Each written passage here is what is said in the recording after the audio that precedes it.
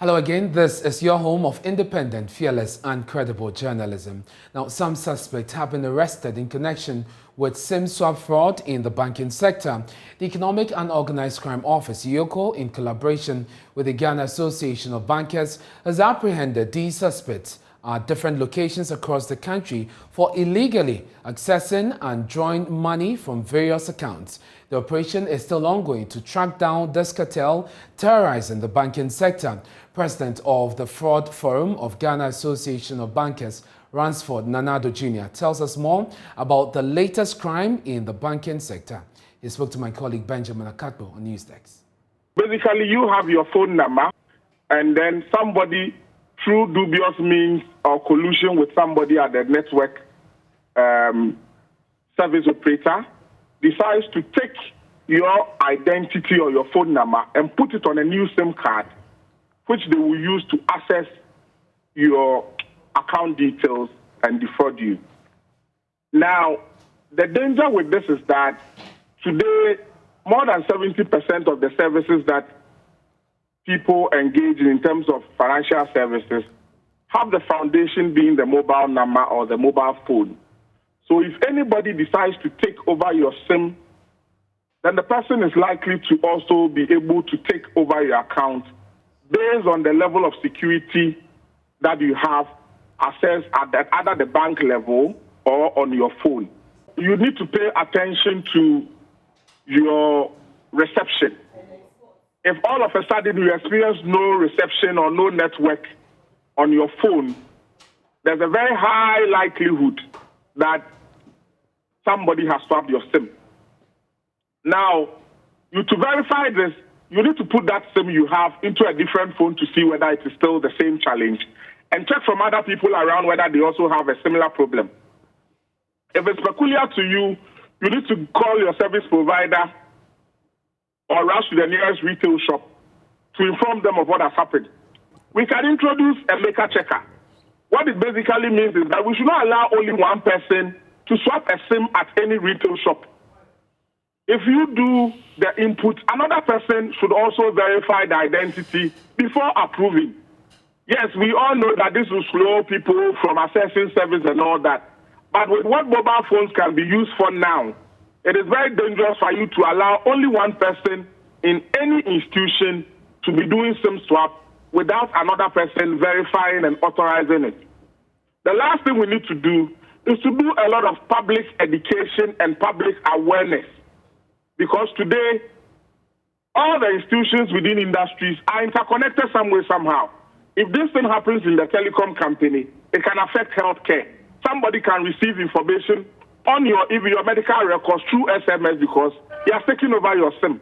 Somebody can access your bank account details based on the level of, if you like, second factor authentication that exists. Now, poor access roads to newly constructed Konongo District and Siwa Regional Hospitals in the Ashanti region are delaying operationalization of the said facilities. Now, this is according to the Ashanti Regional Minister, Simon Osei-Mensah, who inspected the new hospitals. The health facilities are part of 5 district and regional hospitals under construction to improve healthcare infrastructure in the region, but have missed their completion date by about 5 years. Now, Jima has more in the following report. Aerojet The Invest, the principal contractor on the 3 hospital projects in Tepa, Konongo and Siwa, was in litigation with subcontractors, which partly accounted for long delay in completion of the hospitals. Work resumed after government's intervention about 2 years ago, leading to completion of the 50-bed Konongo Hospital. But the hospital, which is expected to reduce pressure on existing health facilities in the area, remains closed due to poor access roads. The road is bumpy and dusty for motoring. Ashanti Regional Minister Simon Osei-Mensah says the roads will have to be fixed for the hospital to be opened. We are waiting for the completion of the access route to the hospital. The contractor promises the end of March that he was going to complete, but unfortunately it's not still completed. Hopefully I give myself, those who went with us, I said I was giving myself up to June ending because of some of the financial difficulties and non-payment to contractors. On a visit to the area, equipment of road contractors were found on site, but there was no work ongoing. Some drains are fixed, but it is unclear when contractors will return to site. The $63 million Sewa Regional Hospital project, situated on a 30-acre land, is 99% complete. But there are challenges with power supply and the road network to the facility. The problem is also with access road and then power. ECG is going to build a new substation for them because the current transformer is not adequate for the hospital because of the many equipment that they have. So there are two main issues associated with that of Sewa. But the hospital itself is completed, and we are giving them asphalt. Initially it was ordinary bitumen surface. So we are going to do asphalt so that it will prolong the lifespan of the roads within the hospital. Drainage system on the Sewa Road is halfway fixed. Some equipment of contractors remain abandoned on site. Residents are unhappy with the pace of work. They say contractors have not been up at the site since January. We thought under the Akufo-Addo government this road will be fixed, but the contractor keeps packing out. Problems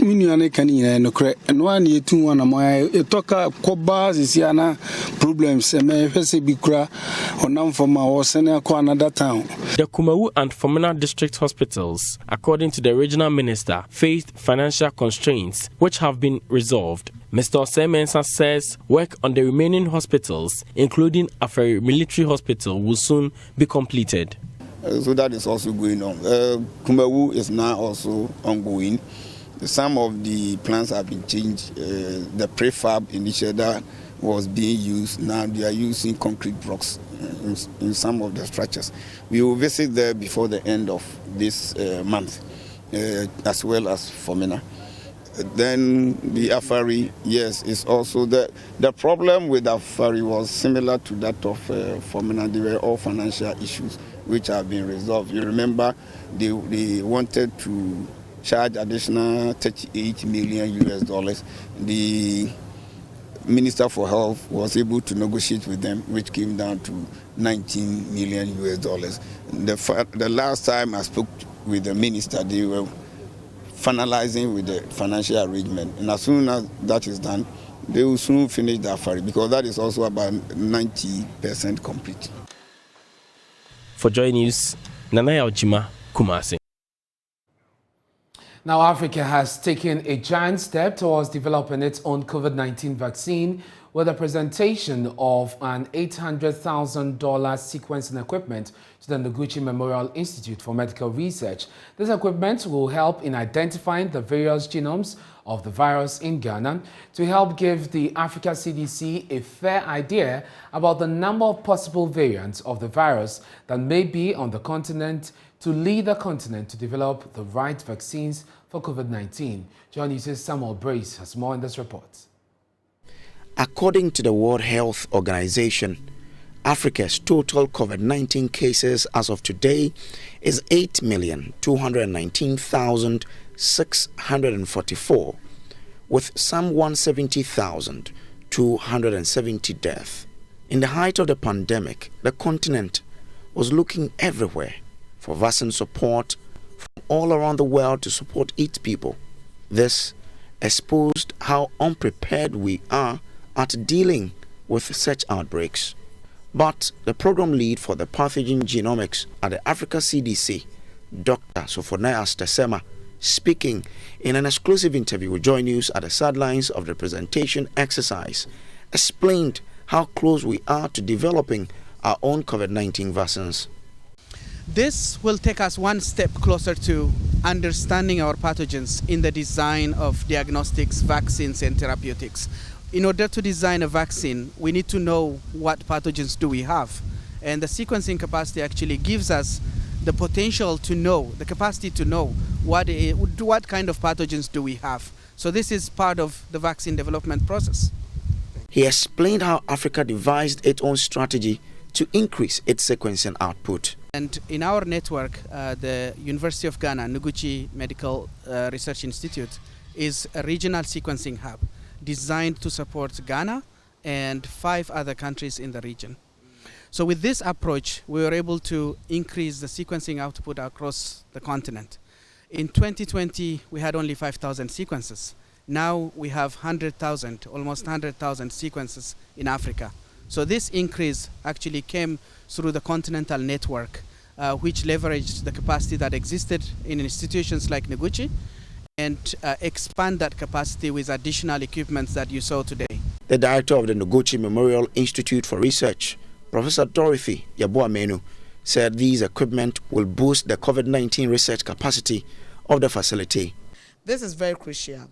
I think with the COVID, everybody has understanding of variants, mutations, and variants of concern. And we cannot wait for the virus to take us unaware. So what it requires for us is that we have to routinely continue to survey for the emergence of new variants. This machine is going to give us that opportunity, such that now Noguchi has the capacity to sequence 2,000 genomes in a week. Reporting for Joy News, I am Samuel Kojobrace, Legon. We stay with health. Teenage pregnancy has been a topical social issue that Ghana has battled with over the years. According to the Ghana Health Service, 109,888 teenage pregnancies were recorded in 2020 alone. These frightening figures have left many Ghanaians to believe nothing is being done to tackle the issue. But sexual and reproductive health and rights activist Aurelia Soa Mensah, in her own small way, is steadily changing the narrative here in the Greater Accra region.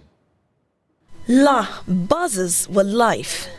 But beyond the vibrant lifestyles are seething social issues gradually sinking the community.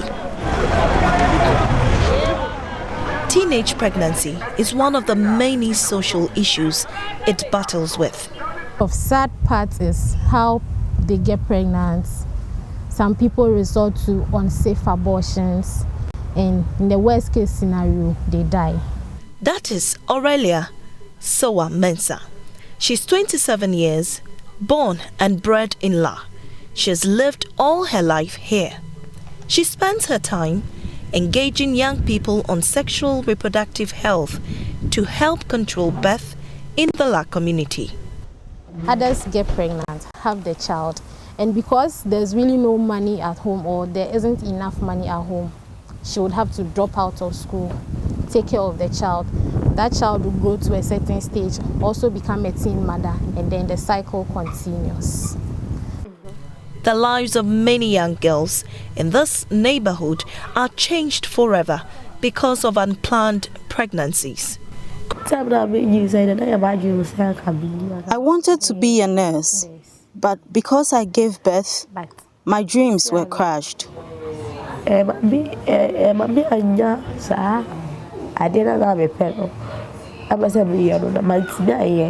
Christiana Ai is 26 years old. She had her first baby when she was 16 years old. Now, the mother of 2, she has asked I hide her identity. I was just 19 years when I delivered my second child. I went through hell after that. It wasn't easy at all.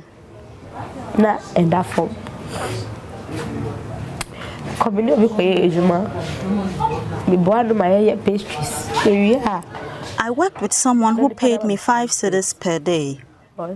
That amount is woefully inadequate, but I had to manage because I had a child on the way.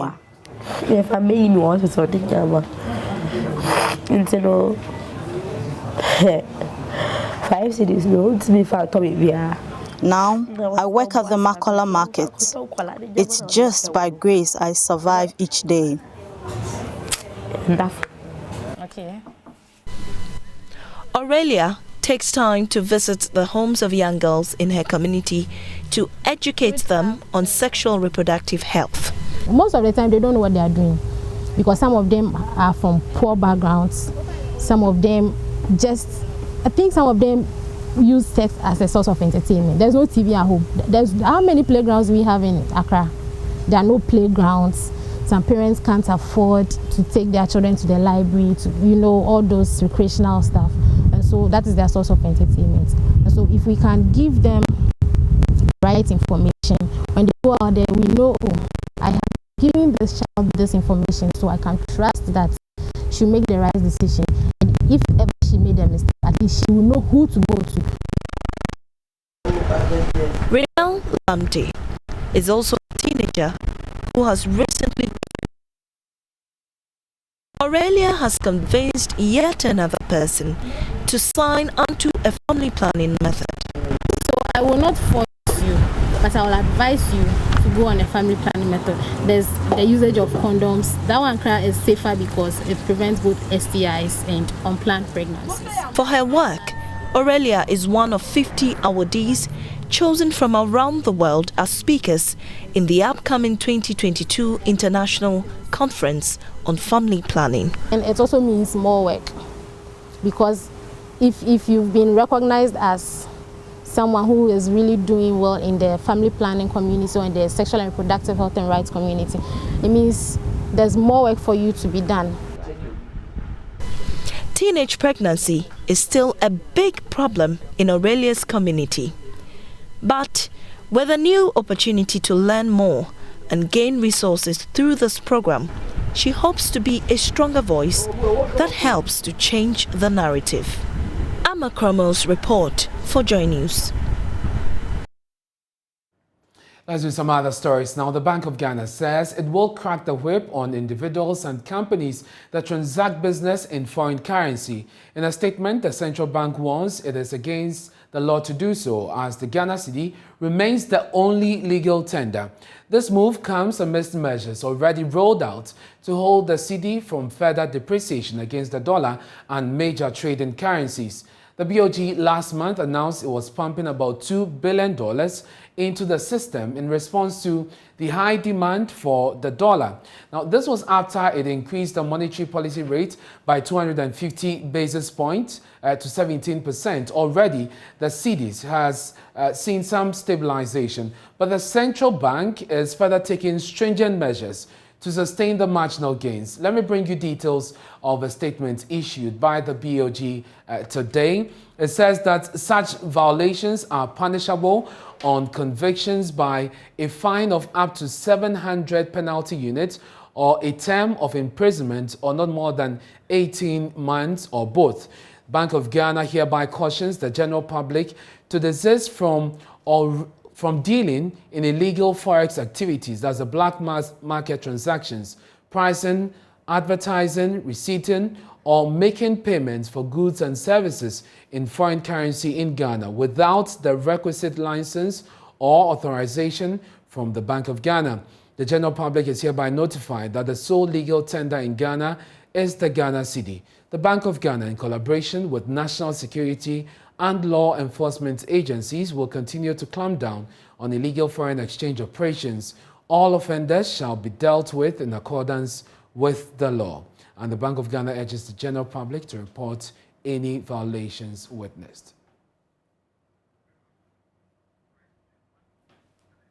Let's do some analysis on this. Let's go and zoom and speak to Courage Mate. He's an economist with Data Bank. He joins us. Thank you very much, sir, for your time here on Joy News today. So the Bank of Ghana is in itself, from the statement, reiterates or refers to an old circular that it actually issued on the same issue. Why would the Bank of Ghana continue to fall on this if really it is a significant measure? Well, thank you very much for having me. Good afternoon. It is a significant measure. I think the problem is that it becomes accentuated or paramount when you find yourself in a situation of a fast depreciating currency. And so it appears like a cause. But in that situation, it can also appear like a consequence because people do that to cover themselves from exposure to currency fluctuations. But there is strong merit in what the Bank of Ghana is seeking to do. And we've been there before. In 2014, you will remember, all of these things, there are laws against them. And sometimes you wonder why you have companies operating in an economy where they know that economy does not control the supply of foreign currencies, yet you price your goods in foreign currencies. What you are saying is that buyers should go source for foreign currency to come and buy from you. And now, I guess the question I really currencies, wanted to ask is, if implementation is difficult, implementation has been a challenge, why do we keep going back to it? And what can we do, really? Well, we just need to keep going back to it to remind people that the only legal tender in this country is the Ghana cedi. Now, you realize that when the central bank tightened cedi supply, you started seeing some correction in the exchange rate. What then means is that if you stop people from sourcing for foreign currency when they do not also earn foreign currency, you start to trigger some stability in the exchange rate. Now, what can be done about this? And admittedly, it's a difficult area to tread into because you don't have full information about various sectors of the economy. You don't know what pricing or what business activity is going on in various sectors. So it's difficult to track people down. But what I would think can be done is to go down on the roads. For instance, you talk about black markets. Yeah. We all know where the black market operators are. And I believe that the central bank can zoom zero on them in the way they have to, because they create arbitrage where people buy low from regulated institutions and come and sell high and make quick profits. Now, you can also send your officials as on a random check. And once you get people going against the laws, you can scapegoat them and send a strong and stern message to the various sectors of the economy and businesses operating in that environment. So I think that these are the kind of spot checks and scapegoating that can help reduce the situation. But again, this is not new. And you talk about the black market situation, which the bank says it is collaborating with national security, for instance, to crack the whip on. This is not new. We've been here before. What difference will this really make amidst the challenges we are facing right now? Well, it will make a big difference, right? Because I believe that, like I was saying earlier, all of these things create demand for foreign currency, because if I need dollars to purchase an item that is priced in foreign currency, that is an extra demand for dollars. Now, that demand for dollars is not supported by earnings from my side. I do not earn forex, but I want forex. And so if you prevent people from pricing in forex, then we all will demand using cedis. And then we will be able to restore or reduce the pressure on the local currency. If you must price in dollars, then you must show that you earn dollars as a business as well.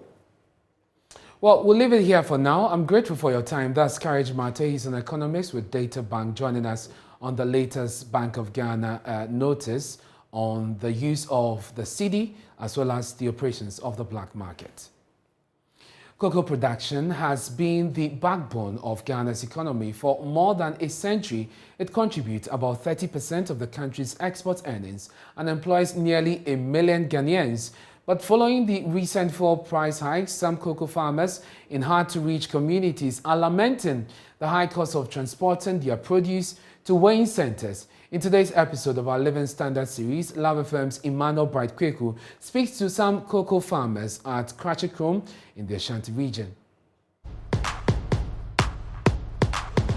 Cocoa na eteno. Beko akodono. Sika ro to endro egu afuo no kra no. Na ya asem. Cocoa money aye no. Mfaso bi amma. First na yeah.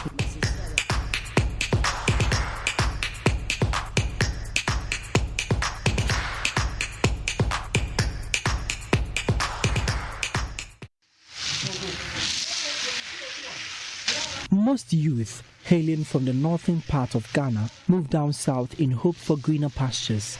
Abdul Rashid may be one of the over thousands who are yet to break the shackles of financial constraints after he moved down south. After his secondary education at Boko in the Upper East region, Rashid returned to his aged father at Krachikrom in the Ashanti region to take up his cocoa farming business. A boy kakra, papa na bedoye. To the boy mama ko school na timi USS.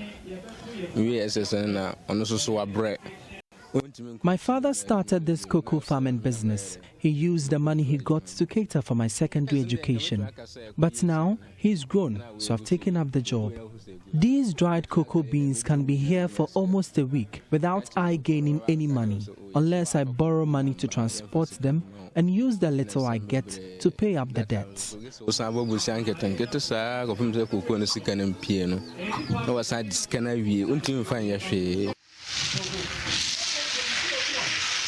Cocoa, as a golden commodity, provides livelihood for over 700,000 farmers in the southern tropical belt of Ghana. Rashid hoped the cocoa farming business, which catered for all his secondary education expenses, would do same now. But times are not the same anymore. Recent inflation in the country is crumbling his cocoa farming business.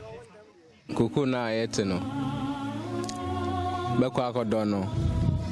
Sika rokagoto endro be gu afuo no kra no na ya asem because that time cocoa no be so ye ni sika bia e be dey e betun dia gu afuo no cocoa no mba ya ye ni sika bia e betun dia gu. The money to even buy fertilizer is even a problem. Until the cocoa is harvested, we cannot get any money for fertilizer, and by the time we harvest the cocoa, the money we earn will be used to pay up the debts. I used to harvest 15 bags, but now I can only harvest 5 bags. Petrol prices are even expensive too. Petrol more than then I got to petrol. Say we go for now. Food was 10 acres. Guess it was 5 gallons be and Sunday to me was 1 gallon beyond and 450. And no in I against here.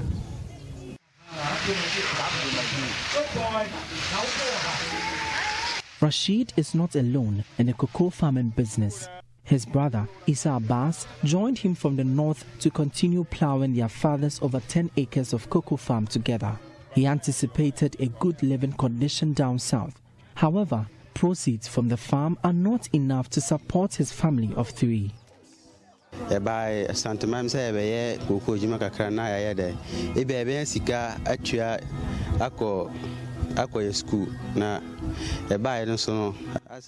I came down south to earn some cash to continue my education, but it appears where I were is better. I have no other job to fend for myself and family. I rely on this cocoa farming business. Cocoa Jumana me inti kakra meyano cocoa sika kakra meyano ene na edidie cocoa ne onya ne dodo a ene na odi timi ye de ede ye bibi nti ema wanya ne dodo a ontimi fa ye hwe. His wife, Latifa, is fed up with the recent expensive cost of living at the village. One may argue the rural areas are blessed with cheaper and abundant foodstuff, but Latifa does not sing in unison with this notion.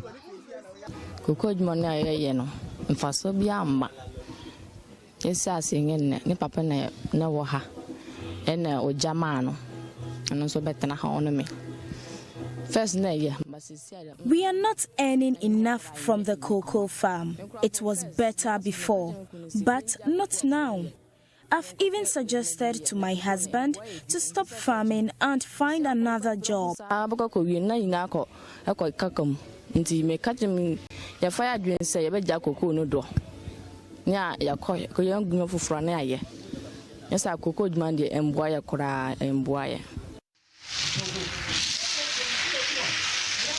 The farmers are not the only ones bearing the brunt. Cocoa carriers are also worried over the meager commission they accrue after trekking for hours to send home the bags of cocoa from the farm. Majid and his colleagues carry a bag of cocoa for 3 Ghana cedis, an amount they say is not enough for financial upkeep.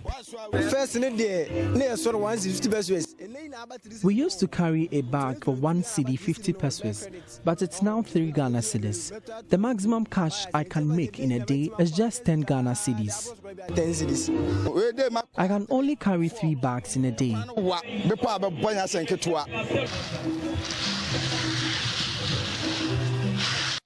Despite cocoa being a rich source of Ghana's income, these actors in the cocoa industry cannot say the same about their livelihoods.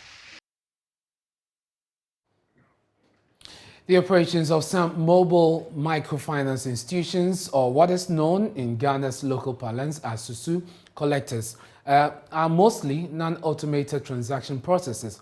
A new financial technology, MOBAT, is however aiding the Susu collectors to capture mobile transactions conveniently to save productive working hours. The app comes at no cost to the user and does not require internet for connectivity. Love FM's Emmanuel Bright-Kweku has more on Tech Thursday. The application, built on an AI technology known as OpenIT, allows innovators to design technological solutions tailored towards the specific needs of microfinance institutes. Project innovator Paul Opoku revealed the mobile application is easily accessible with a user-friendly interface. On top of that same platform, we've built end-user applications. One of such applications is the MOBAT, which is both a hardware and software. So the MOBAT is just a terminal that mobile bankers use to log or capture transactions on the field. You can either print receipt or send SMS alert to customers. And it doesn't run on internet. Very intuitive interface. After a pitching session at the Kumasi Hive's local pitch summit, the innovators of the software emerged winners, qualifying to the national pitch competition. They competed with other startup firms including Hypercut, a grocery and equipment purchasing app, and B Poku Farms, which is into the production of fertile poultry eggs. The participating startups underwent 17 weeks of intensive and interactive training to equip them with relevant skills to ready their businesses for investment. Project lead for the National Acceleration Program, Gertrude Mawina Gore, explained the training enhances startups to become more investor ready. The acceleration program in its entirety is in 3 main phases. We have the pre-acceleration phase, which took the startups through a pitch session, pitching their businesses for them to be selected into the core phase. Then the core acceleration phase was more about enterprise matching and then business development training. That took about 17 months. And then from the core acceleration training that has come to an end, the startups would proceed to the post-acceleration phase of the program, where they would be able to meet more investors and then have more opportunities in growing their business. You're watching Joy News Today with me, Anna Smith. We're taking a break on Warrior 10. We have business for you. Stay with us.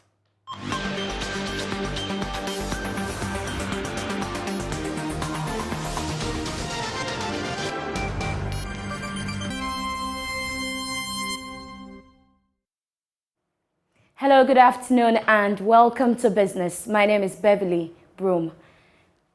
Scientists and researchers are being encouraged to find reason in continuous collaboration in a bid to fashion out ways to address perennial farming challenges like pests, diseases and climate change impact. Ranking member for Parliamentary Select Committee on Science, Technology and Innovation, Ebenezer Telabi, is optimistic such a move will enhance fortunes of the agric sector. Emma Davis reports from Nigeria.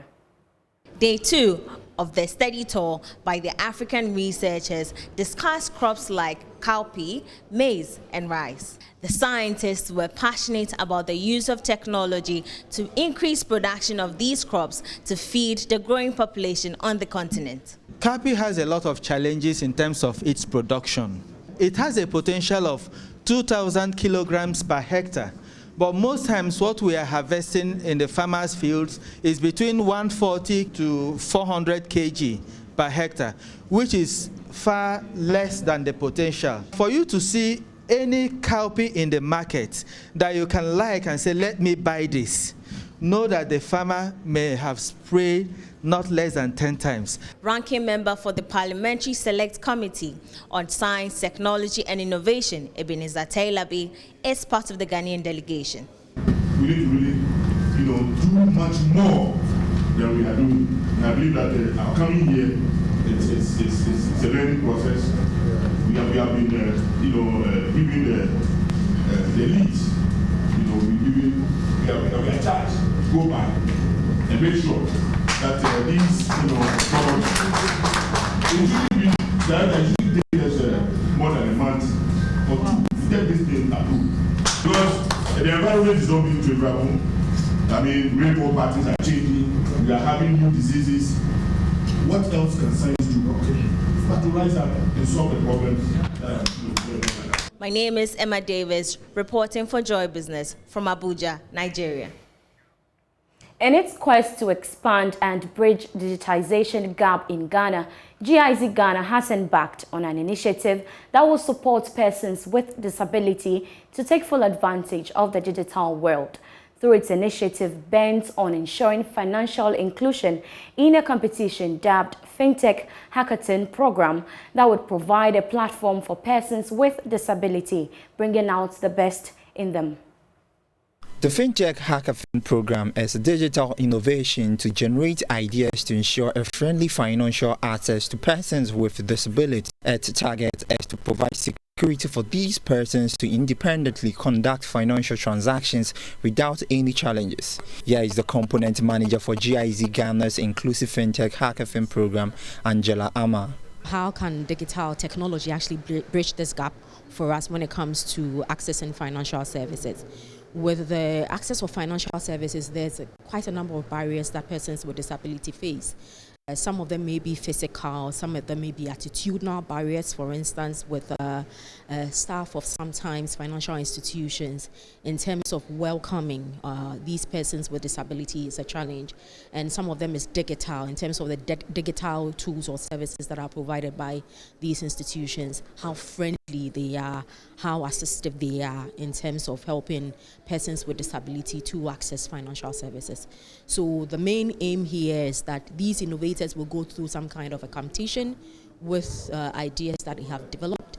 We would select the best idea out of it all and support in further development of the idea that come up. Head of International Relations for the Hackathon program, Paul Hostes, revealed that the Hackathon program will be introduced in other parts of the continent.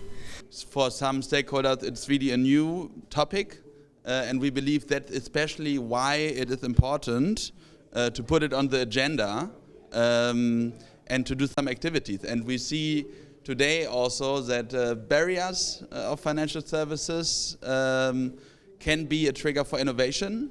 And we have these young startups here who came up with ideas in the last couple of days to show what's possible. And we intend to go that road further down. The GIZ team will in the coming days take its financial literacy program to other parts of the country. That's all for business. More coming up at Marketplace at the top of the hour. Up next is sports.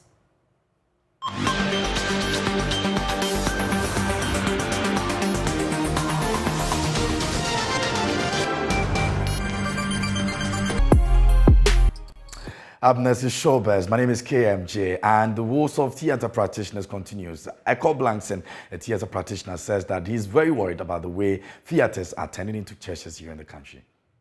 You have turned them into churches, and which is great.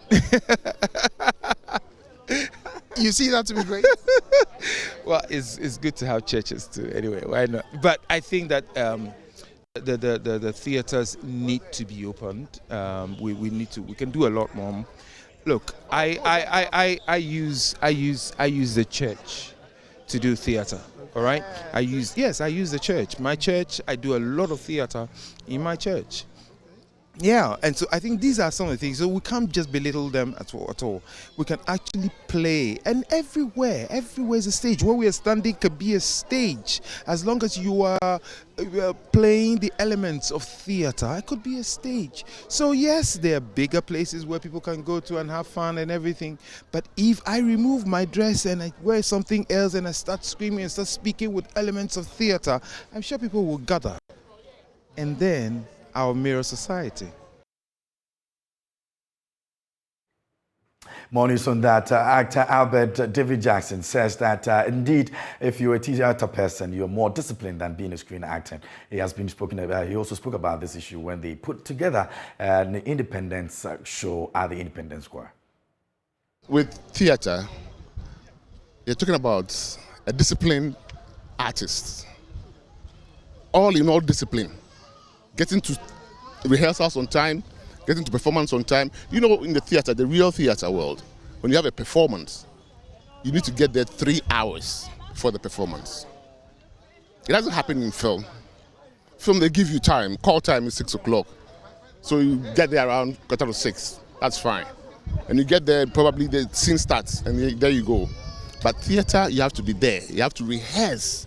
Probably a professional theater group rehearses for at least a month, 4 weeks for a script.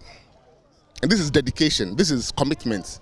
You know, you need to do it. You need to be at rehearsals. A director can just walk you out of a production just because you didn't come for a day's rehearsal. You know, but for the film, it's become so easy because producers, again, find it easy to say that, oh, IB, when you go to him, he will charge you so much. So let me call Kwesi Amuafu. He's my cousin's brother. He knows how to act. Then he goes to stand there and he acts. And he's going. And such people will call themselves actors. You know what I mean? But they don't know the discipline of acting. You believe that every actor should go through a scrutiny, a certain scrutiny? Most probably, yes.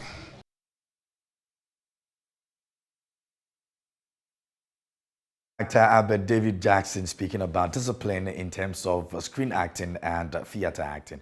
That'll be all for Showbiz this afternoon. For more news, log on to www.myjoyonline.com. My name is KMJ.